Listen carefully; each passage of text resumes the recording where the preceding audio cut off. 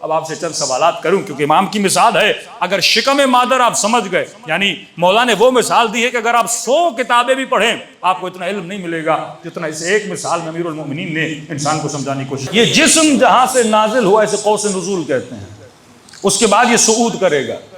انا للہ و انا الیہ راجعون. تم واپس میری طرف پلٹ کے آؤ گے. یہ نہیں کہا کہ آؤ گے، مطلب تم پہلے وہاں تھے پھر واپس میرے پاس آؤ گے. اب جب ہم وہاں سے آئے ہیں تو کچھ نہ کچھ وہاں دیکھ کر آئے، کوئی نہ کوئی عشق وہاں سے لے کر آئے، کوئی نہ کوئی محبت وہاں سے لے کر آئے ہیں. اب جب بچہ شکم مادر میں، 2 چیزوں سے تم بنے ہو. ایک تمہارے وجود میں دنیاوی جنبہ ہے، دنیاوی آثار ہیں تمہارے وجود میں. دنیا سے کیا لے کر گئے شکم مادر میں؟ نطفہ لے کر گئے. یہ نطفہ جب شکم مادر میں گیا تھا تو یہ کمالات جمادی رکھتا تھا، مطلب پتھر کی طرح تھا، جمود تھا اس کے اندر.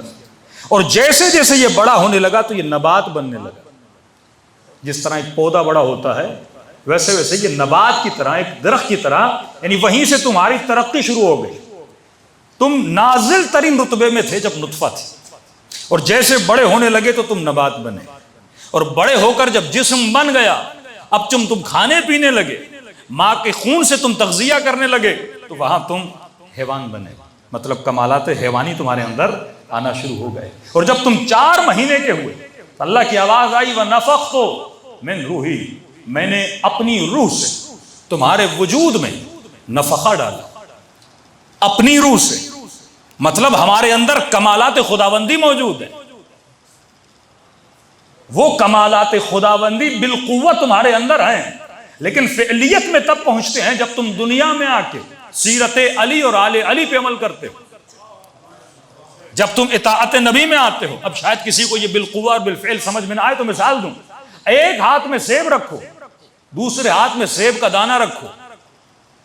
کیونکہ آپ نے ریپیٹڈلی ایک چیز کو دیکھا ہے تو آپ اس یقین پہ پہنچ چکے ہیں کہ یہ سیب کس سے بنا ہے؟ دانے سے بنا ہے.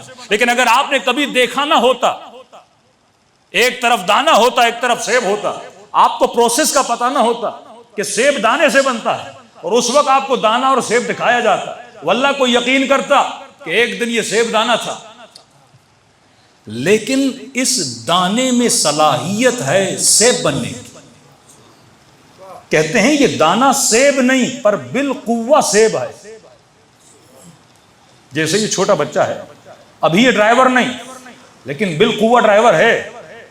ڈرائیور بننے کی صلاحیت موجود ہے.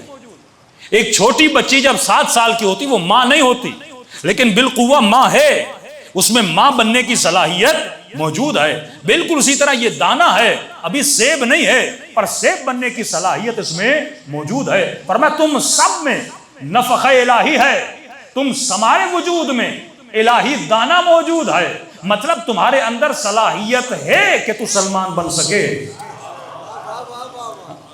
اس مقام کو تو حاصل کر سکتا ہے، یعنی تو بھی انسان کامل بن سکتا ہے. یہ صلاحیت تیرے اندر ہے کہ تو مالک بنے، یہ صلاحیت تیرے اندر ہے کہ تو حبیب ابن مظاہر بنے، یہ صلاحیت موجود ہے. اب یہ تیرا کمال ہے، تو دانے کو سیب بناتا ہے کہ نہیں بناتا؟ دانہ ایسے ہی سیب نہیں بنتا، اسے انوائرمنٹ دیا جاتا ہے، مٹی کے اندر ڈالا جاتا ہے، اسے پانی دیا جاتا ہے، فضا اور انوائرمنٹ کو چیک کیا جاتا ہے. آم ہر جگہ پہ آم نہیں بنتا، اسے گرمی کی ضرورت ہے، ویسی زمین کی ضرورت ہے. تو ہر بندہ ایسے ہی مولائی نہیں بنتا، انوائرمنٹ کی ضرورت ہے. ہم نے تو نعرہ مارتے ہی بندوں کو مولائی بنا دیا، ہم نے تو بڑی آسانی سے ولایت علی کو کسب کر دیا. فرمایا نہیں، سلمان ایسے بنا نہیں جاتا. جب تک وہ انوائرمنٹ تجھے نہ دیا جائے اور اس دانے کو اس انوائرمنٹ میں نہیں رکھے گا تب تک ویسا نہیں بنے گا. تو تمہارے وجود میں کیا ہے؟ نفخہ الہی ہے. ہر بندہ، ہر بچہ جو پیدا، کیوں کہا یہ فطرت اسلام پہ پیدا ہوتا ہے، مطلب ہر بندہ یہ صلاحیت لے کر پیدا ہوتا ہے، یہ ایمان کے 10ویں درجے پر جا سکتا ہے. ہر بندہ یہ صلاحیت لے کر پیدا ہوتا ہے، یہ اعلیٰ ترین مقامات کو کیا کرے؟ حاصل کرے.